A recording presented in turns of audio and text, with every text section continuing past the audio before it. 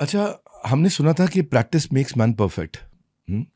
आप कहते हैं कि donkey will always remain donkey. Always always always remain donkey. ये फिलॉसफी समझना चाहते हैं, कहीं ऐसा ना हो कि मोटिवेट करते करते हमारी ऑडियंस डिमोटिवेट ना हो जाए, भाई मैं तो गधा ही रहने वाला हूँ, मेरा तो क्या होने वाला है। तो ये समझाइए, donkey always remain the donkey का क्या मतलब है आपका? देखो, मेरा कहने का मतलब ये है विवेक जी कि कुछ लोग कभी नहीं सुधरेंगे, कभी ज़िंदगी में नहीं सुधरेंगे, चाहे आप जितनी मर्ज़ी कोशिश कर लें। और ये बात मुझे बहुत समय के बाद रियलाइज़ हुई। हम कोशिश करते थे कभी-कभी गधों को घोड़ा बनाने की, अपनी मार्केटिंग स्किल्स लगा के, अपनी ट्रेनिंग लगा के। लेकिन बाद में मालूम चला कि यार ये गधे बेहतर गधे तो बन सकते हैं, लेकिन ये गधे घोड़े कभी नहीं बन सकते।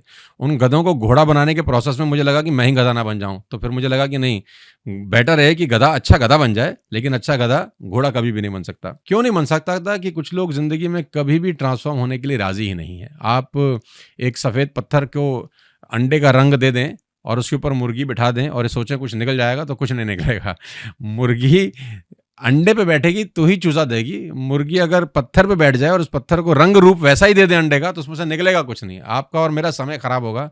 ये बात मुझे बहुत समय के बाद समझ में आई कि गधे कुछ समय के बाद भी गधे ही रहेंगे, तो उन पे अपनी एनर्जी, एफर्ट और ताकत लगाने की टाइम वेस्ट नहीं करना चाहिए यार, आगे बढ़ जाना चाहिए।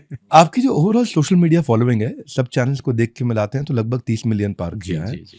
लोग आपकी मोटिवेशनल वीडियोस को पसंद भी बहुत करते हैं।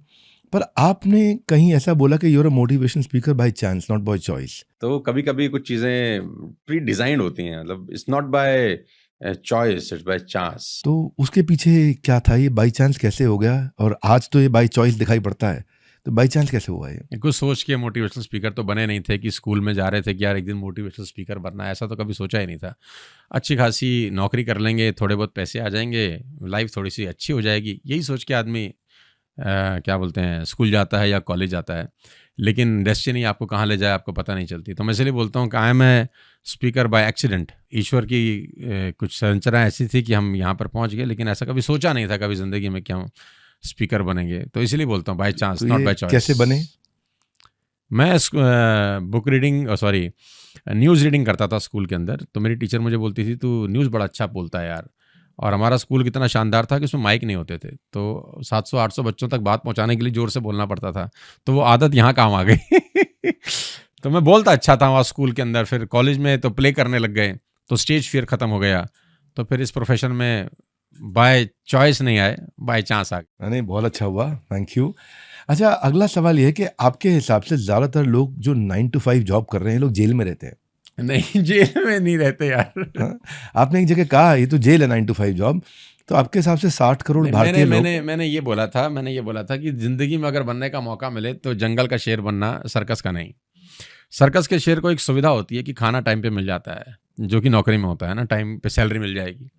लेकिन जंगल के शेर कोई सुविधा नहीं होती। कभी-कभी तो ना जाने कितने दिन भूखा रहता है। 10-10 दिन शायद खाना नहीं मिलता होगा। लेकिन जंगल के शेर की अपनी एक मौज है। जंगल के शेर से सबका फटता है, देसी भाषा के अंदर। लेकिन जो सर्कस का शेर है ना, उसकी पूँछ भी बाहर निकलती है ना, तो बच्चे भी इसको हिला के चले जाते हैं। मैं फिर कहता हूँ कि 100 साल की नालायक ज़िंदगी से 30 साल की एडवेंचरस लाइफ़ ज़्यादा अच्छी है। तो वो जॉब सबसे बड़ा मुझे ऐसा लगता है कि धोखा है एक्चुअली, कि 50 साल नौकरी करने के बाद भी आदमी के हाथ में कुछ नहीं बचता। उससे बड़ा फ्रॉड कुछ नहीं है। अगर कोई बोले ना दुनिया का सबसे बड़ा फ्रॉड क्या है, तो मेरे हिसाब से वो जॉब है। 99% लोगों के पास कुछ नहीं बचता 60 साल की नौकरी के बाद। नौकरी करने के बाद, रिटायर होने के बाद वो नौकरी करने पे मजबूर हैं। इससे बड़ा और फ्रॉड फ्रॉड क्या होगा? मैं इसीलिए कहता हूँ वो जेल है। तो बेटर ये है कि जंगल का शेर बने, कभी खाना मिले ना मिले, लेकिन अपनी मर्जी से जिएँ, और वो बिज़नेस में हो सकता है खाली। अच्छा, प्रैक्टिकल एक्सपीरियंशियल लर्निंग के सपोर्टर ऐसा कहते हैं कि किताबी ज्ञान से कुछ नहीं होगा, एक्सपीरियंशियल ज्ञान से होता है। ये तो किताबी कीड़ा है, अरे किताब के बाहर भी दुनिया है, क्या कर रहे हो आप?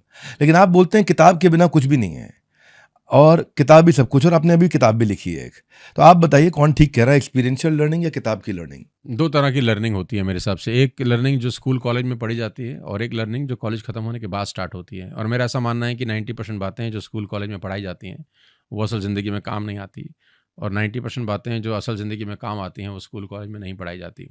लोगों की सबसे बड़ी प्रॉब्लम ये है विवेक जी, कि लोगों को लगता है कि कॉलेज खत्म होने के बाद पढ़ाई खत्म हो गई।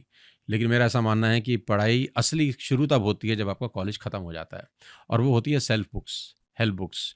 और ऐसे-ऐसे खतरनाक लोगों ने लिखी हुई हैं, जो अगर आप पढ़ लें तो कमाल हो जाए।